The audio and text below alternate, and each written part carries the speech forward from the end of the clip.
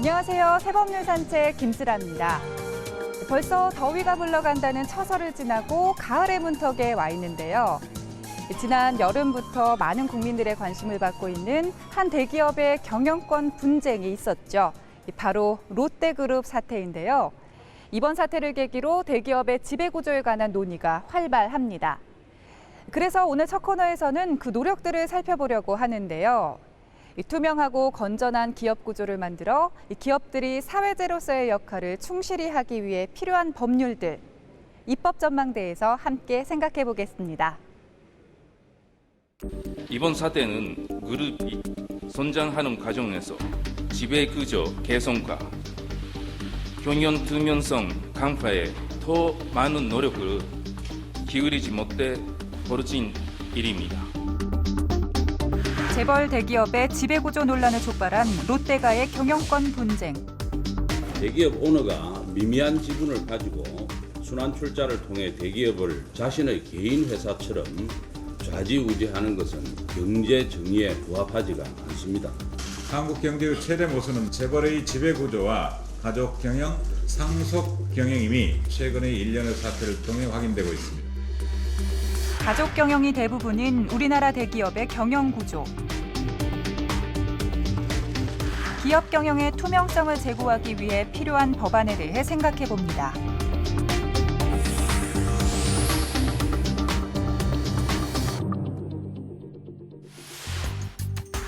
롯데가의 두 아들, 신동주, 신동빈의 일명 왕자의 난으로 나라 전체가 재계 5위의 롯데그룹을 주시하고 있습니다.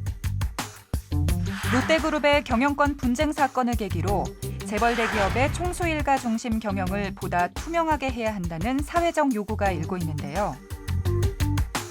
롯데의 경영상 문제점으로 꼽히는 부분은 우선 신격호 총괄 회장의 이른바 황제 경영과 해외 계열사, 비상장사 등을 이용한 불투명한 경영.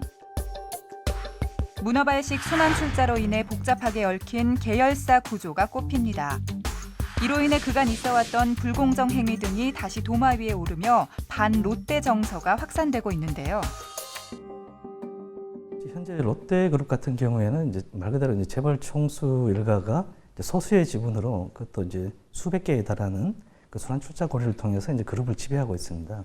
어떻게 보면 이제 선단식 경영이라든지 총수 일가의 그런 막강한 이제 힘의 집중 이런 걸 통해서 이제 그룹을 지금 운영하고 있기 때문에 상당히 또 경영권 분쟁에서도 그룹에 대한 그 1인자 자리를 차지하기 위한 그런 말 진흙탕 싸움이 좀 벌어진 측면이 있고요. 최근에 이제 이런 그 사태에서 이제 여러 가지 드러난 사실을 보면 그간 또 롯데가 저질렀던 여러 가지 홈쇼핑 불공정 행위라든지 일가 무너지기와 관련된 탈세 의혹 이런 것들이 같이 불거지고 있었습니다. 이러한 이제 문제들로 인해서 이제 시장에서는 이제 반롯데 정서가 확산되고 있는 것 같고 여러 가지 불매 운동 이런 것들이 벌어지고 있지 않나 이렇게 보고 있습니다. 롯데 사태에서 주목해야 할 점은 바로 대기업의 복잡한 순환 출자 구조인데요. 롯데의 경우 한국 계열사에 비해 일본 쪽 계열사들의 지배 구조가 잘 알려지지 않고 있어서 투명하지 못한 경영을 해온 것이 아니냐는 의혹이 일기도 했습니다. 이런 부분을 바로잡기 위한 법률이 필요하다는 지적이 나오고 있는데요. 발의된 법안 살펴보면서 향후 대책을 생각해 보겠습니다. 이번 롯데 사태의 핵심 중 하나는 롯데그룹의 복잡한 순환 출자 구조입니다. 이에 대해 롯데 측은 개선하겠다는 의지를 표명하기도 했는데요. 순환 출자란 계열사 간에 순환적으로 출자하여 지배 구조를 확립하는 방법으로 재벌 그룹들이 계열사를 늘리면서도 지배 체제를 공고히 할 수 있다는 점에서 자주 택하는 방법입니다. 공정거래위원회에 따르면 순환 출자를 보유한 11개 대기업의 출자 고리 수는 모두 459개인데 그중 롯데그룹의 순환 출자만 416개에 달합니다. 이는 2위인 삼성 10개, 3위인 한솔 9개에 비해 월등히 많은 숫자입니다. 그런데 많은 롯데 계열사들이 일본 계열사들과 연결돼 있습니다. 우리나라 롯데사의 지주사는 롯데호텔이지만 롯데호텔은 일본 롯데홀딩스의 지배를 받고 있고 일본 롯데홀딩스는 또다시 광윤사의 지배를 받는 구조. 즉 우리나라 롯데 계열사들은 일본 지주사들의 광범위한 지배를 받고 있어서 일본 쪽으로까지 범위를 넓혀야 롯데그룹의 지배 구조가 보입니다. 문제는 이 일본 계열사들의 지배 구조가 불투명하다는 데 있습니다. 상장사가 많고 공시 의무가 있는 한국 계열사들에 반해 일본 계열사들은 비상장사가 대부분이다 보니 지배 구조를 알기 어려워 밀실 경영의 의혹이 제기되기도 했는데요.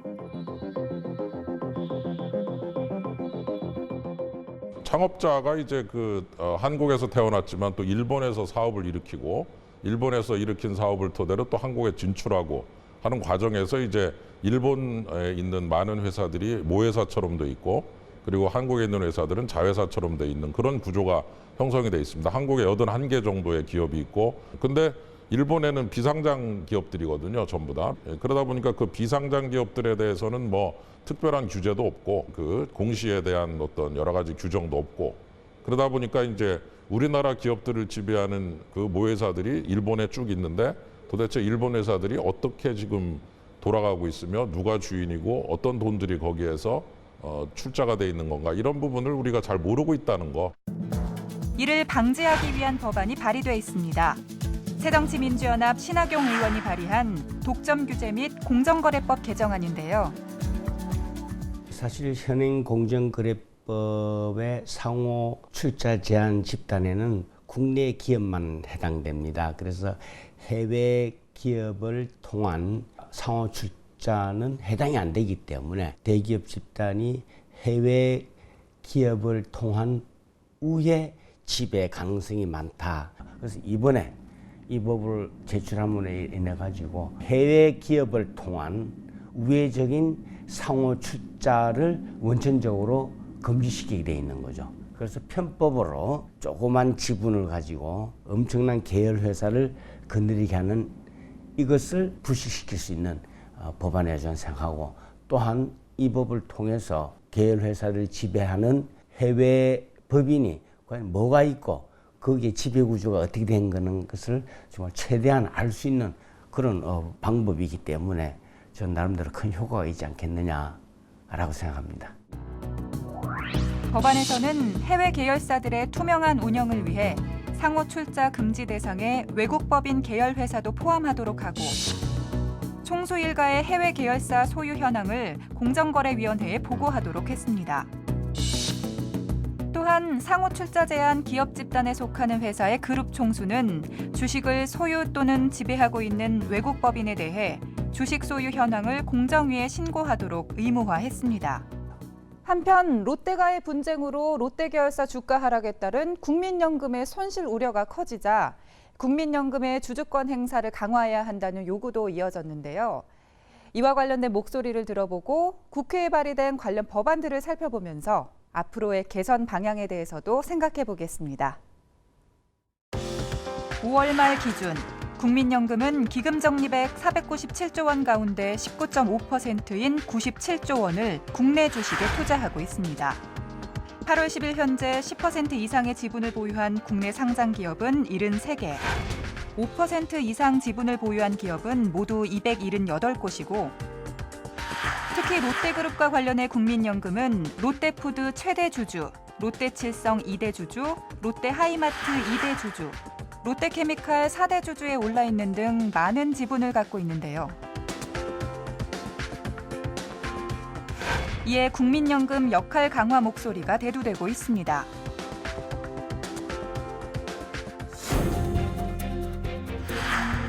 국회에도 주주권 행사 강화와 관련해 발의된 법안들이 있는데요.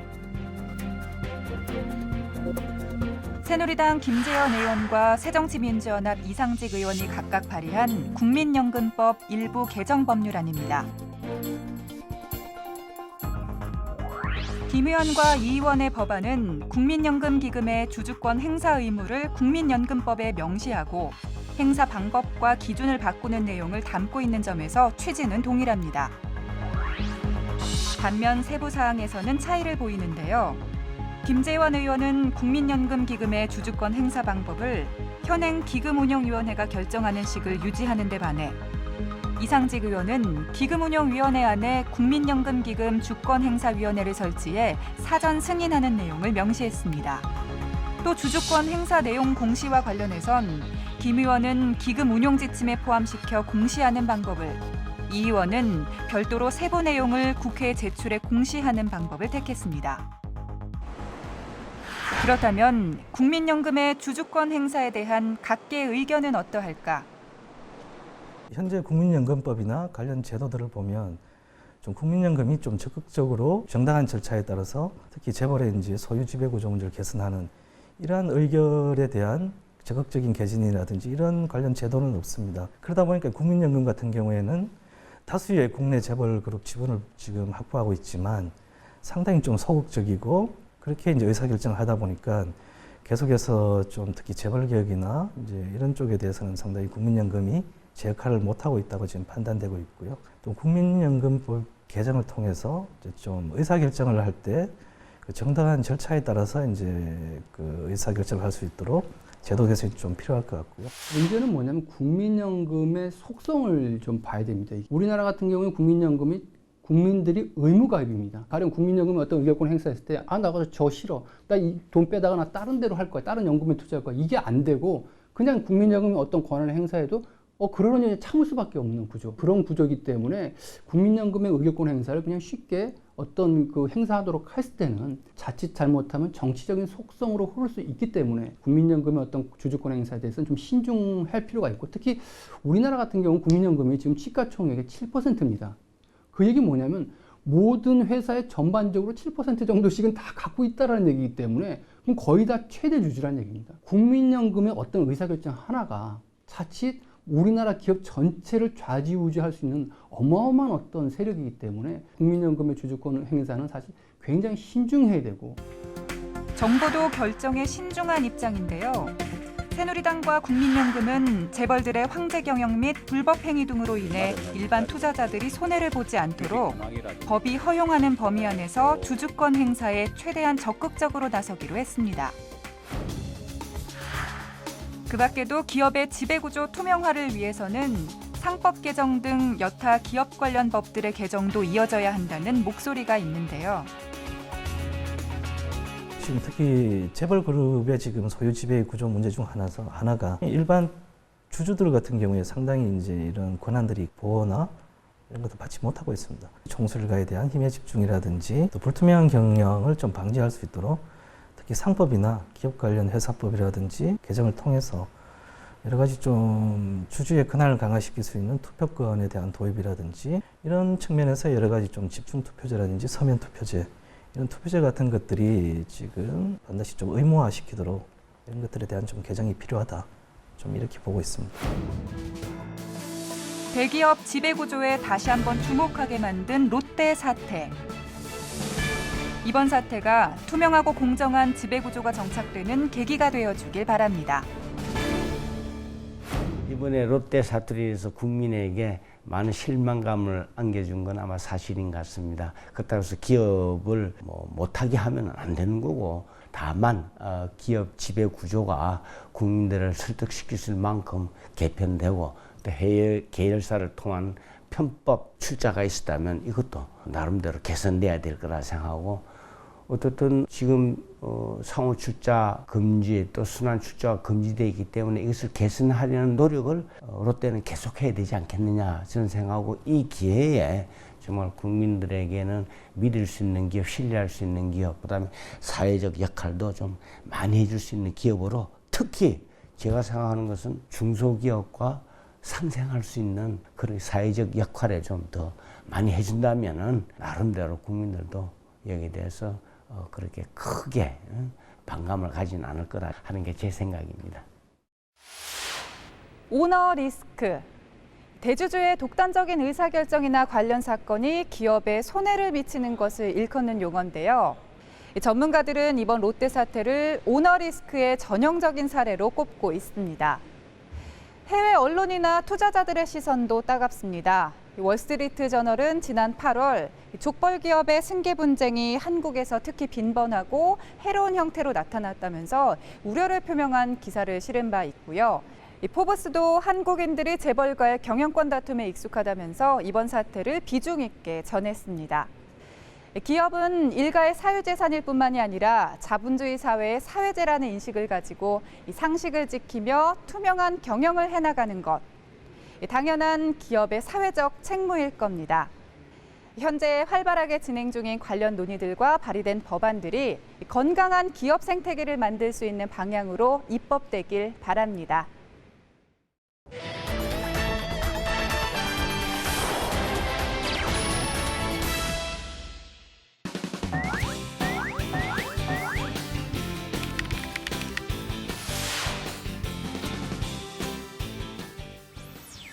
군사 정찰용으로 개발돼 항공 촬영과 재난 현장 탐사, 일반인들의 취미용으로도 활용되고 있는 무인 비행장치 드론.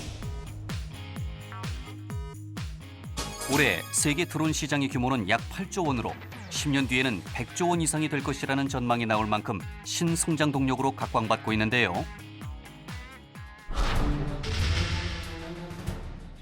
하늘에서 떨어진다거나 그런 위협을 받을 수 있으니까 상대방한테 허락을 받지 않는 상태에서 지키는 거니까 그것도 분명히 사생활 침해가 될 수도 있는 거고. Maybe there could be a stalker or a lot of concerns for people. There's really no way to regulate what they're doing with it. 드론은 장치의 특성상 공중에서 타인이나 개인의 사유지 등을 몰래 촬영할 수 있어 사생활 침해 문제가 제기되고 있습니다. 하지만 현행법은 무인 비행장치 사용자에게 개인정보 및 개인 위치 정보에 대한 보호 의무를 부과하지 않고 있어 이에 대한 개선이 필요한 상황. 새정치민주연합 민홍철 의원이 관련 법안을 발의했습니다.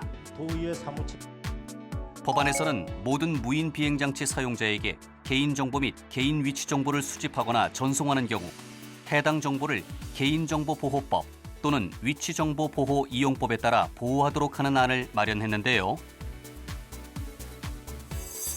이와 함께 초경량 비행장치 소유자에게도 개인정보 및 개인 위치정보 수집 관련 사항을 국토교통부 장관에게 신고하도록 했습니다.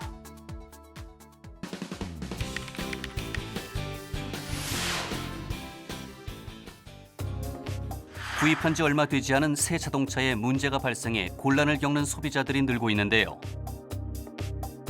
실제로 신차 관련 불만 접수 건수가 올해 1분기 294건으로 지난해 같은 기간보다 42%나 증가했습니다. 소비자들은 자동차에 중대 결함이 있는 경우 소비자 분쟁 해결 기준에 따라 교환이나 환불을 받을 수 있는데요.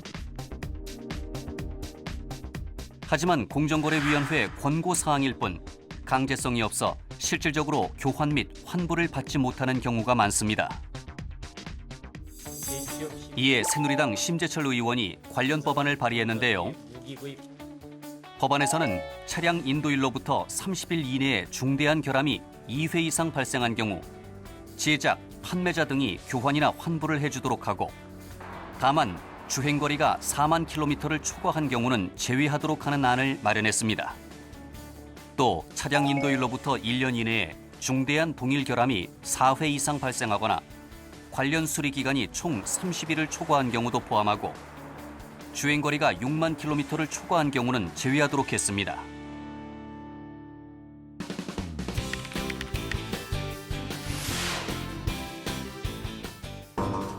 극심한 경기 침체와 대기업과의 경쟁으로 중소기업의 생존율은 점점 낮아지고 있는데요. 기존에 축적된 경영 노하우와 유통망 등을 활용해 사업 실패 후 재창업에 도전하는 기업인도 많지만 대다수의 재창업 기업인들이 판매 대금 회수 지연 등으로 인한 자금난으로 어려움을 겪고 있습니다. 또한 재창업 지원 전문가로 활동하고 있는 구조조정 전문가나 창업 컨설턴트 등이 소규모 기업의 특성과 시장에 대한 이해가 부족하다는 지적도 나오고 있는데요. 이에 새정치민주연합 전순옥 의원이 관련법 개정안을 발의했습니다. 법안에서는 중소기업 청장으로 하여금 창업 후 폐업 또는 파산 등으로 재창업을 하려는 자에게 필요한 자금 지원 및 금융 정보를 제공하도록 하는 안을 마련하고 이와 함께 재창업 교육 및 상담을 위한 전문가를 양성할 수 있는 사업을 추진할 수 있도록 하는 내용도 포함했습니다. 소개해드린 법안 중에서도 결함차에 대한 환불 교환 의무화법이 눈길을 끕니다. 미국의 경우 이미 1975년부터 레몬법이라 불리는 소비자보호법에 따라 이 신차에 중대 결함이 생길 경우에 환불이나 교체를 의무화하고 있는데요.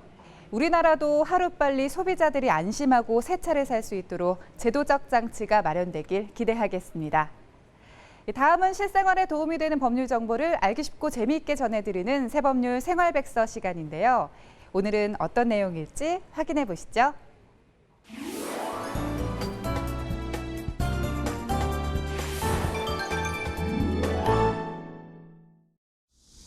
안녕하세요. 새법률 생활백서 송세별입니다. 최근 경제가 어려워지면서 취업하는 게 참 힘들어졌습니다. 취업을 해도 회사가 도산이 되거나 혹은 자신의 의지와 상관없이 퇴직을 해야 되는 경우가 있는데요. 이렇게 갑자기 직장을 잃으면 당장 걱정되는 게 바로 생활비입니다. 이런 실직자분들을 위해 마련된 제도가 바로 실업급여인데요. 어떤 제도인지 지금 함께 보시죠.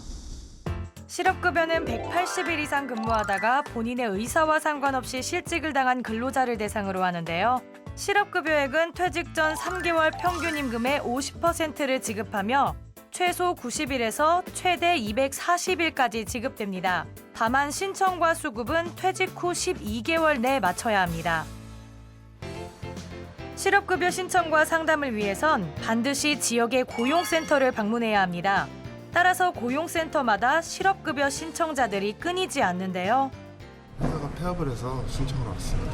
처음 신청하러 오신 분들은 교육을 먼저 받고 신청을 해주셔야 돼요. 경기 불황 여파로 실업급여 신청자도 늘고 있는데요. 요즘 실업급여 신청자가 어느 정도 되나요? 저희 센터 같은 경우는 하루에 50에서 60명 정도 방문을 하시고 이제 거주자가 많은 타 센터 같은 경우에는 하루에 100명 정도도 신청하러 오십니다. 보통은 이제 권고사직이나 계약 만료 이런 사유로 퇴사하시는 경우가 많으시죠. 고용보험이 가입된 사업장에서 본인의 의사와 상관없이 비자발적으로 퇴사한 경우 실업급여를 신청할 수 있는데요. 임금체불이나 임금 삭감 때문에 퇴사한 경우도 마찬가지입니다. 실직하고 실업급여를 받으려면 언제까지 신청해야 되나요? 신청기한은 퇴사일로부터 1년 안에 신청을 해주셔야 되고요. 본인의 이제 고용보험 가입 기간에 따라서 수급 일수가 결정이 되시는데 그 수급 일수도 1년 안에 다 받으셔야 돼요. 예를 들어서 본인의 수급 일수가 120일이신 경우 얘는 4개월 정도 이제 수급 기간이 있으신 거고 그러면 적어도 퇴사하시고 나서 8개월 안에 신청을 해주셔야지만 1년 안에 전체 수급을 다 받으실 수가 있습니다. 실업급여 수급 일수는 최소 90일에서 최대 240일까지 받으실 수 있고요. 본인의 고용보험 가입 기간과 연령에 따라 결정이 됩니다. 실업급여 수급액은 퇴직 전 3개월간 평균 임금의 50%가 기준이 되는데요. 지급받는 금액의 최저금액은 최저임금의 90%, 최대는 하루 43,000원입니다. 그럼 내가 실제로 얼마나 실업급여를 받을 수 있을지 계산해 볼 수 있는 방법이 있을까요? 고용보험 홈페이지에서 본인이 실업급여를 얼마 받을 수 있는지 예상 금액을 확인하실 수 있습니다. 고용보험 홈페이지를 방문하면 모의 계산을 할 수 있는데요. 퇴직 당시 연령과 고용보험 가입 기간, 그리고 퇴직 전 3개월간의 임금을 넣으면 한 달에 받는 실업급여액을 확인할 수 있습니다. 하지만 수급 조건이 된다고 해서 끝난 게 아닙니다. 실업급여를 받으면서도 주기적으로 센터를 방문해 구직 활동을 하고 있다는 실업 인정을 받아야 하는데요. 채용 만남에 단순히 참가하고 참가증만 받아오시는 분이 있는데요. 그걸로서는 구직 활동한 걸로 인정을 못 받습니다. 실업 인정이란 부정 수급을 막기 위해 구직 면접 여부, 이력서 등의 실질적인 구직 활동을 체크하는 건데요. 실업 인정을 받지 못하면 실업 급여 또한 받지 못합니다. 4개월째 실업급여를 받고 있는 김진철 씨도 실업 인정을 받기 위해 고용센터를 찾았는데요. 건축 설계사였던 그는 지난 봄 5년 동안 다니던 회사를 그만뒀습니다. 직장생활 오래 하셨다고 들었는데 어떻게 퇴직하게 되신 거예요? 지금 나라가 전반적으로 경기가 안 좋다 보니까 건설 경기 같은 경우에는 일은 적고 그 노동 인력은 많다 보니까 제가 근무했던 회사에서도 인원 조정에 대한 이런 원인으로 퇴직을 하였습니다. 직장 그만두고 가장 걱정되셨던 부분이 뭔가요? 가장이고 뭐 그렇다 보니까 당장 생활비랑 그 아들에 대한 육아비 부담감이 있죠. 직장 생활 10년 차인 그는 그동안 3번 이직을 했는데요. 실업급여를 신청한 건 이번이 처음입니다. 제가 3월 초에 퇴직을 했고요. 그리고 그 퇴직 처리 관계가 끝난 게 3월 중순 정도. 그래서 제가 고용보험센터에 와서 처음으로 실업 신청한 것은 4월 초. 4월 초에 이제 처음으로 지급을 받았고요. 지금 제가 받을 수 있는 최대 기한은 지금 7개월로 지금 28일 기준으로 120만 4천 원 받고 있습니다. 지인을 통해 한 달에 7번에서 8번의 이력서를 내고 있는데요. 그나마 여유를 가지고 구직 활동을 할 수 있게 된 것도 실업급여 덕분입니다. 120만 원이란 돈이 한 달 생활비는 부족합니다. 부족하지만 다달이 빠져나가는 돈에 대해서 나가는 돈을 액수를 줄일 수 있기 때문에 다음 진로를 잡을 때까지 큰 도움이 됩니다. 하루빨리라도 좋은 직장 구하시길 바랄게요. 화이팅! 지난 한 해 실업급여를 지원받은 실직자는 총 125만 명으로 총 4조 1,500억 원이 지급됐습니다. 실직자가 생계 걱정 없이 재취업 활동을 할 수 있도록 돕는 제도인 만큼 다양한 보완책도 마련돼 있습니다. 실업급여 수급기간 이후에도 취업이 안 될 수가 있는데 혹시 도움받을 방법이 있을까요? 생활 형편이 극히 곤란한 사람에 대해서는 그 60일까지도 연장이 가능합니다. 또한 직업훈련을 받고 있는 경우에도 훈련 연장급여가 가능합니다. 실업급여 지급 결정에 이의가 있는 경우에는 90일 이내에 심사 청구를 할 수 있고 심사 청구에 이의가 있는 경우에는 다시 90일 이내에 재심사 청구를 할 수 있습니다. 한편 최근 실업급여에 대한 부정수급이 늘면서 작년에만 2만 2천여 명이 적발됐는데요. 적발 시에는 실업급여액 반환은 물론 형사처벌됩니다. 부정수급을 하게 되면은 부정수급으로 받은 실업급여를 반환하는 한편 그 금액의 2배를 추가로 징수하게 됩니다. 또한 형사고발되어 1년 이하의 징역 또는 300만 원 이하의 벌금에 처하게 됩니다. 실직자들에게 실업급여를 지급함으로써 기대하는 효과가 있을까요?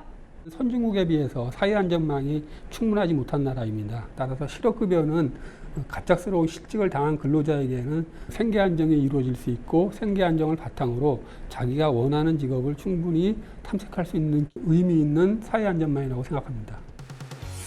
장기간 불황으로 실직의 아픔을 겪는 이들이 늘고 있는데요. 실업급여가 실직자들이 다시 일어설 수 있는 기회를 찾기까지 경제적 버팀목이 돼주기를 바랍니다. 실업급여는 갑작스러운 실업으로 인해 생계가 곤란해지는 경우를 막기 위해 마련된 제도인데요. 내년부터는 실업급여가 평균 임금의 50%에서 60%로 인상이 되고 지급 기간도 현행보다 30일 더 늘린다는 게 정부의 방침입니다. 사회 안전망 강화 차원에서 환영할 만한 일인데요. 더 나아가서 직장인들이 실직에 대한 불안 없이 일할 수 있도록 질 좋은 일자리가 많이 생기길 바랍니다. 새법률 산책 오늘 준비한 내용은 여기까지입니다.